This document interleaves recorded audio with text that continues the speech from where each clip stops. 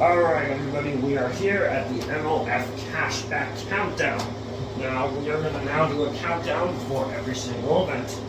And we are going to have special guests that will be featured in the match. So you can see them before the match in real time. On what their opinions are like, what their status is before going into the match. Now, I know obviously ATW has won the briefcase a little earlier today. He does not have it with him, but that's fine. What's going to happen is we're going to bring the KDAs first. We're going to bring King Dragon Artist in first. So, Jay Swagler and Jose, you guys may take a seat. What's up? I've never been on these lives before. Yep, it's definitely a very good live. So I want you two to explain why. Why are you doing this for KDA? Like, you don't even know JK Janite. You don't know Sam. Like, why are you two trying to help them? You know, it's very simple. A lot of people think that we are the bad guys. We're not the bad guys. We were the bad guys, but then ATW took KDA. And guess what? Now he's the bad guy. And we're the good guys. I know, I can totally agree, because what I think needs to be done is we need to get this victory, you know? We need to get this victory. We do not know how it's going to act. We don't know how the match is going to be performed. But, you know, sorry, I had a cough. But, you know, I generally think that ATW, even though me and him were really good friends, I just had to betray him. He left the Realmix title to Big Todd, an outsider. So obviously, if I had to pick between Realmix now and KDA right now, I would pick KDA over Realmix. I would pick King Dragon Artists, because honestly, the group has just been taken away from the Discord. It's been name dropped outside of Discord. Yeah, he's totally right, man. He's totally right. He's been name dropping outside Discord. I mean, I know I did the same thing, but I want to help tonight. You know, because this has gone way too far. But Jake Sika and Mikey Roguez? No. That cannot be happening. Yeah, I totally agree. Because what needs to happen here is King Dragon Artist needs to get that associate victory. We need to make a statement that we are going to bring KDA back to King Dragon Artists, back to the Discord server, back to our own brand. KDA is not something that should be mentioned over here on MOF and even run. Like, it shouldn't even be here on MOF. Yeah, I mean, when I was running the group before CountDown Associates, there was some other badass group named the Strip Hounds. They were running under everything. The strip system. Yeah. But then I figured, why not bring CountDown Associates? And honestly, Squad, I know you can ask me that. Yeah, I was going to actually ask you, why did you bring CountDown Associates before ATW? Because that sounds just very weird for a storyline, obviously, that's happened so far. Why would you bring CountDown Associates into this mess? Why would you bring KDA? Well, because before it was just called CountDowns. It was CountDowns. And that's all. It was CountDown Associates. It was their own name, their own brand, their own everything. You know? And I brought it in because I thought it would be a good idea. But clearly after ATW took it, I don't think so no more. Yeah, and I know we messed up, but we are willing to help Janite. We are willing to help him while he's in a hospital bed. He's in a hospital bed right now, wondering if he'll ever get back in MLF to try and save this atrocity of KDA that is CountDown Associates. Yeah.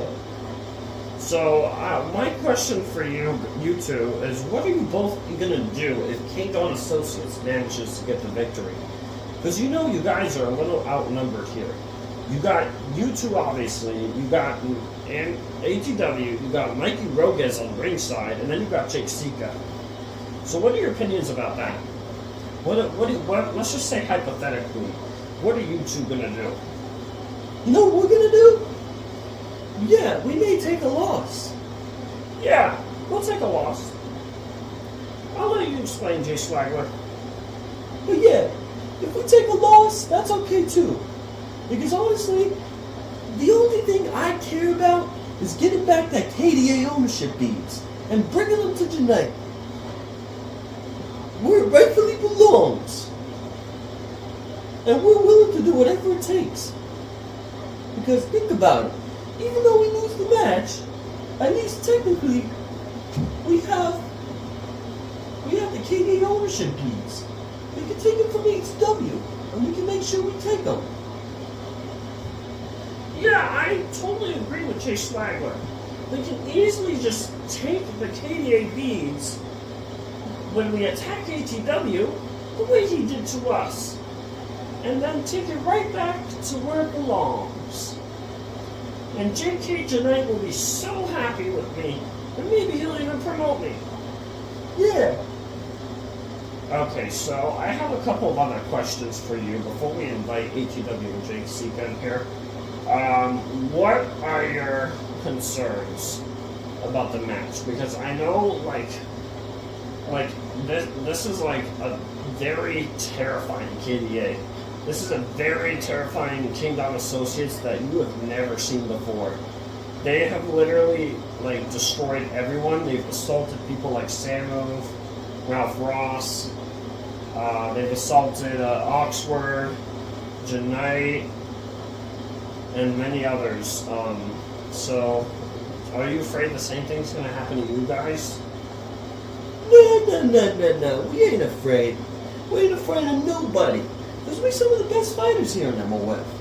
And if we gotta go 2-on-3, we will. I mean, did you see what happened on the night last week? We beat ATW's ass. And we beat Jake Sika's ass. Mikey's ass. Exactly. And we're gonna do the same thing over and over again if they try to assault us. Yeah. Because unlike them, we actually have allies. Allies that'll actually protect us. Yeah, same here, man. We got those allies, and they're cool, and they're lovable. I love my allies, by the way. Same here. Alright, so my next question before we let you guys go, and it's about ATW and Jake Sika and their story backgrounds. What was I going to say? I don't know what you're going to say. You gotta tell me, brother. What are your intentions like on MOF after you guys were to win hypothetically this match? So you know what we're gonna do if we win on MOF? So after we win, we're gonna go on to Summer Bummer. And I'm gonna go and get my rematch with ATW in a KDA ownership match. But that's if I win. And if I manage to pin ATW, because I told Greg Bird about this, but if I pin ATW even just once, I can challenge him to a KDA ownership match. So you better watch his mouth, because I ain't gonna be playing with him no more. Yeah, same here. Alright, well, it was a nice interview with you both, and I hope you both succeed in this match. I mean, I'm rooting for both of you guys, and I'm rooting for both groups, but honestly, good luck to the four of you. We're going to leave it now to ATW and Jake Sika, so you guys go on that way. Security, make sure you separate these three. Alright. So that with that settled, we're going to bring ATW and Jake Sika. I'm going to have Jake Sika in first, just as a separate counsel, because I have words I want to actually say to ATW. So Jake, tell me a little bit about your background here. Just general stuff. Alright, y'all. I ain't never been on an interview before, but I'm cool with that. You know, I'm from Hawaii, and people from Hawaii, we tough as fuck. We're big and tough as fuck. We're gonna make sure we win this damn match. And honestly, I love my warrior. Alright. So, here's a question for you, Jake. How loyal are you to ATW, and what actually made you think that you could just be like, oh, I want to join CountDown Associates? Like, what inspired you to join CountDown Associates? Like, not a lot of people have been wanting to join them lately. Well, I feel like CountDown Associates is my best group, man. I feel like since I wanted to go to MOF, I needed a way to find my way to MOF by still being a badass. So you know what I did? I decided to haul at HW. I decided to use him to get back in. And I used him to get back in because I wanted to actually go to MOF and join my brother Lance Seeker. You know? And make a statement of my own. Yeah, I totally understand that, Jake. Is there anything else? Yeah, and the only reason is because I knew ATW needed a little something at the Badlands. Now, join him at the Badlands and make sure he gets that victory. You know, because I want my warrior to stay champion always and forever. Alright, Jake Sika. We're going to let you go now, and we're going to invite ATW in. And we'll be back on our break.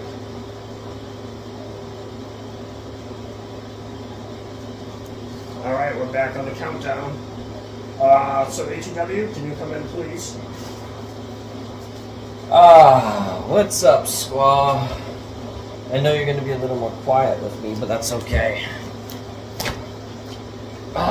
It's my first interview in God knows how long. So yeah, what's up, squad? What do you want to tell me today? So, ATW, what inspired you to actually create CountDown Associates the way you did today? You're talking about the CountDown Associates, and what inspired me 2 months ago to basically run over CountDown Associates and become their new leader. I'll tell you what happened. Obviously, I lost my Realmix title back in April. I think most of you know about that already. So I felt like, because originally what happened was we were going to have a title match. A title versus title, in fact. We were going to have a title versus title for this. But we never got to have that match, and honestly, I mean, it was for the better. I mean, I lost the Realmix title to an outsider, and honestly, Jose did make a few good points while I was in Realmix. I basically let Jose down, and what basically happened was the Realmix lost their power. And now Big Todd really just owns the Realmix. He doesn't have very many members. He's just kind of a single star, but I respect that.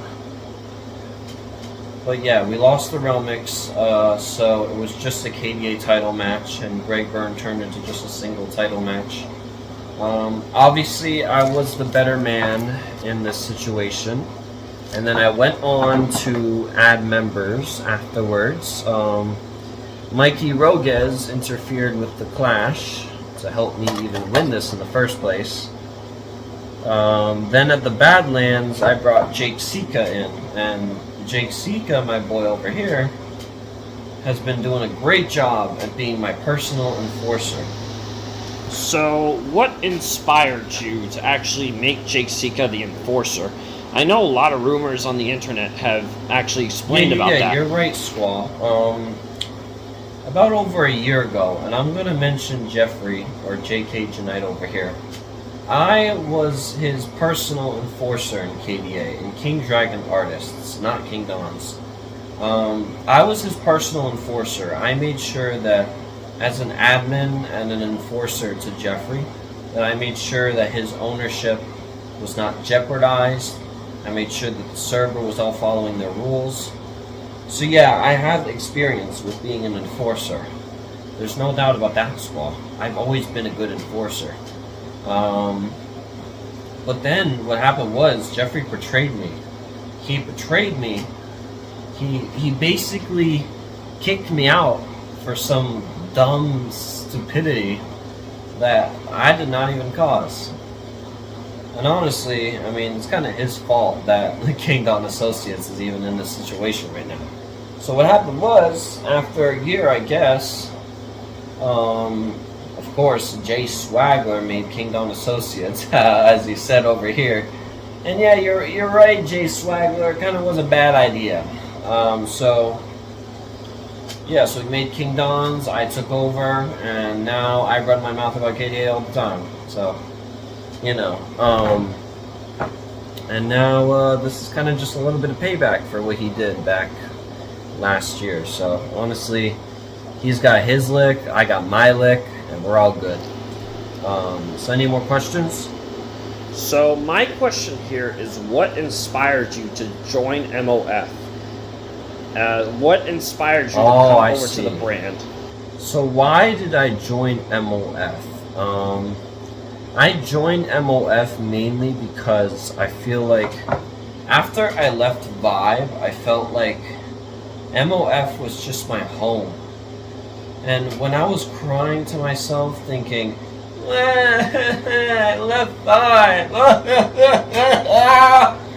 I got this text from Greg Byrne on my phone, and it said, hey, we're looking for recruits on Monsters of Fury. Are you willing to join us? And obviously, because I was out of Vibe and I was just pissed that I wasn't on the spotlight anymore, I just immediately said yes to Greg Byrne. And before you knew it, I joined MOF. And I returned back to MOF, and I've won the Realmix title. I've made the Realmix faction, what they are today. So I've done a few historical things while being on MOF. I'm honestly the first ever Realmix champ to ever defend in a triple threat. I've defended in a fatal 4-way once, obviously with Realmix help. And I would be willing to do that all again for the loyalty of my group. A lot of things have happened. I mean, I left Vibe back in January, and ever since then, like, I've taken to MOF. I've dominated every single opponent. I've speared, impaled, RKO'd every single opponent that has been in the ring with me. There's no doubt about that. Even if I'm the bad guy now, that does not mean I don't dominate. I'm still like the most dominant character in MOF. Or at least one of the most. There's obviously a lot of others too, like Big Todd blew the wind out of me this time. But yeah, and I heard what you said earlier, Squaw, about me returning to Vibe. Because I know there's been a couple of return rumors, and I understand that. We've actually talked with Greg Byrne about restricting it just for MOF, and I think it was a pretty good idea. But yeah, I'm eventually going to return. I will talk more about this on Renegade, but there's no real answer to when I'm going to return. It's just not realistic, especially with manager Kelsey. It's just not really realistic here, and I don't think I will be returning to Vibe, at least not anytime soon, or anytime this summer at least. If I would to return, and I'm going to say this on Renegade as well next month, I would probably return somewhere around Halloween or Christmas, because I know my dates have been pushed to September. My dates have been pushed to September 9th. But, yeah, so what's going to happen is, I'm pretty sure manager Kelsey, is going to be like, oh, we can't have you at Vibe, so you gotta wait even longer. So that's why I say, like, later in the year. It's not a guarantee that I'll be back in a few months, and I feel like now we just gotta get to other shit, because I really, really feel like whooping someone's ass right now. I get you, man. I get you. I know, Swat. I'm very hyped right now. I literally just want to punch someone right now after saying that. I literally want to punch someone after saying vibe. Anyway. What other questions? What about you and Malik? What's the situation there? Oh my god, pendejo. Don't even tell me about Malik. Malik, he's the worst. He is the absolute worst. Malik literally came into my match and he decided to interfere with me. God knows why. And yeah, so he interfered with my matches, and I really hope he doesn't interfere with this one. Honestly, if he does, this is just going to be my last straw, and I feel like with Malik, it would probably be beneficial if we just have one last match, because clearly Malik hasn't had enough. And because he keeps coming in my matches, I don't really have anything else much to do about it, like besides maybe just give him the match that he wants, you know, so he can just shut the hell up, and if he loses, he loses, if he wins, he wins, you know? What if Sam were to return and screw you over? Like, what would happen then? Like, if Sam returned to MOF. If Sam were to return, yeah, I actually saw the rumors. I was talking to my friend about it yesterday. So there was rumors about Sam potentially returning to MOF. I don't know what these rumors are going to be about, Squaw. Not all of them are true. I mean, you remember all the Vibe rumors back months back, and they obviously were not true. So I would generally expect that it would be the same way here, or at least somewhat like that. Because think about it, Sam was banned from the company. He was banned, and he was requested by JK Janite and Iman King, or I'm not even going to mention their names, because I'm probably going to get copyrighted. But yeah, so they basically wanted Sam out of the company. And Greg Byrne listened to them, and I made sure he did, and they were out of the company. They were out of the company, and yeah, we haven't seen Sam ever since the triple threat. So, honestly, I feel like his return, I mean, it's definitely possible. I feel like Sam, he's a very surprising person, and obviously I'm very pissed that Greg Byrne even would lift his ban in the first place, because honestly, let's be real about it, man. I feel like Greg Byrne is kind of just sabotaging me for my title, you know? I can't just bring this title home with me, because I want to bring it home with me and leave it at my place and be the last to ever hold it. But no, Greg Byrne's like, nah. So, yeah, that's my side of the story. But yeah, so is there anything else, Squaw, or are you just gonna kind of just keep humiliating me here? So you are in a 6-man ladder match for the CB briefcase. What are you gonna do if you somehow win that briefcase? What happens if I win the briefcase?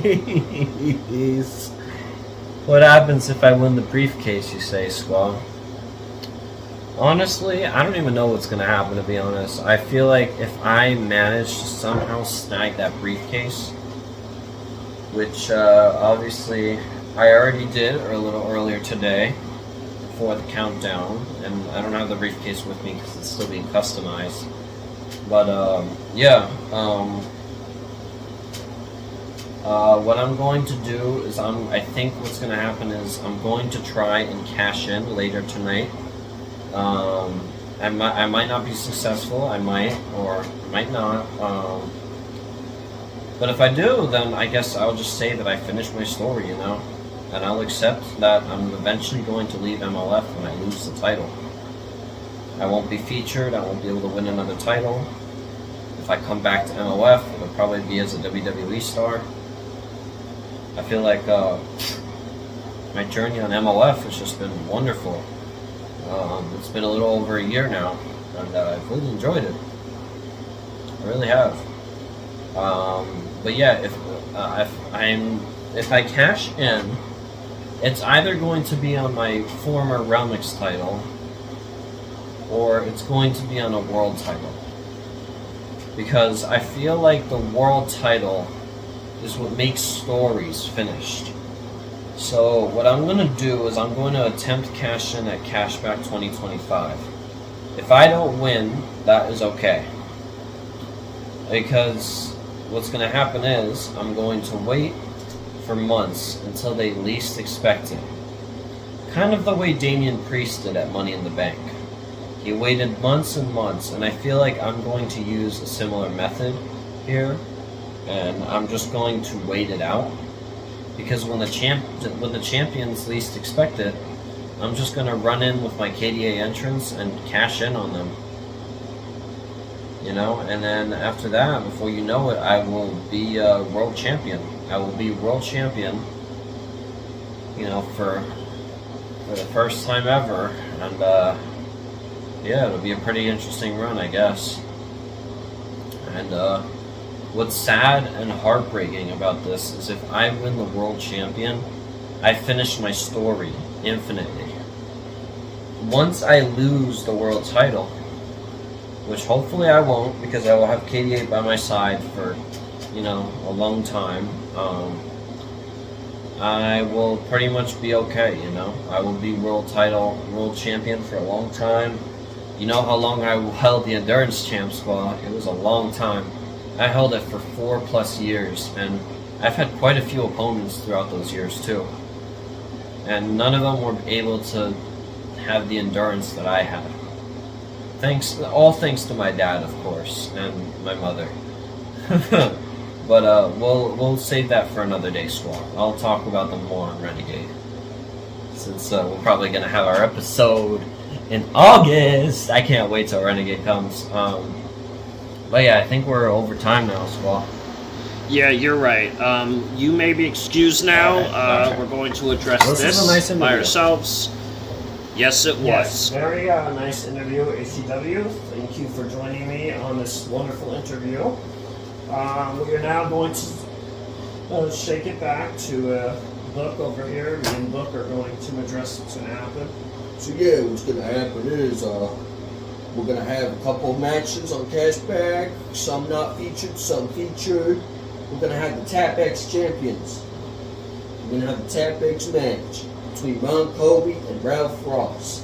I know Ralph Ross was hurt badly, but he said, I don't give a fuck. I want to go in the match. The fuck is that game? Yeah, so he's going to go in the match, and then on the NXT side, Oxford somehow is still okay for KDA assaults, and he's still going to defend his NXT title here at Cashback. And yeah, he's going to defend it against, I think, Hanko. And yeah.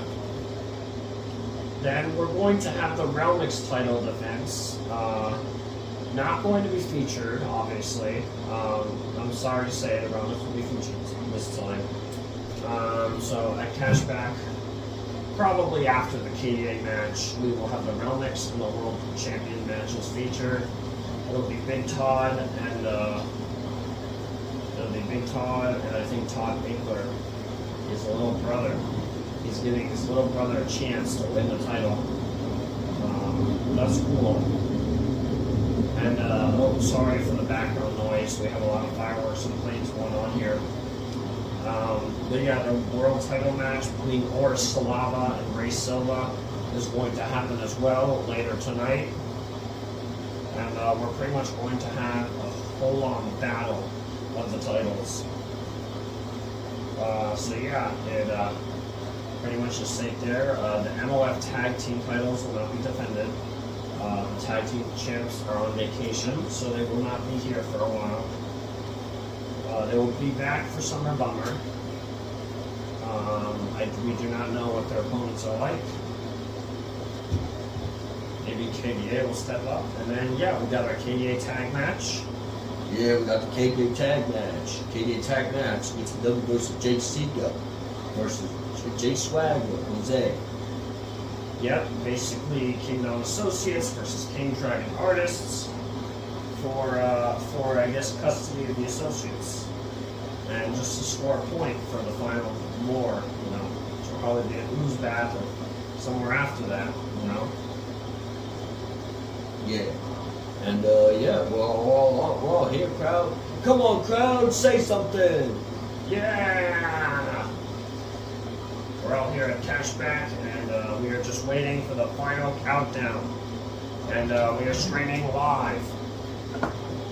We are streaming live from CashBack, the ultimate event of the summer, the world's event, the MLF's event of the summer.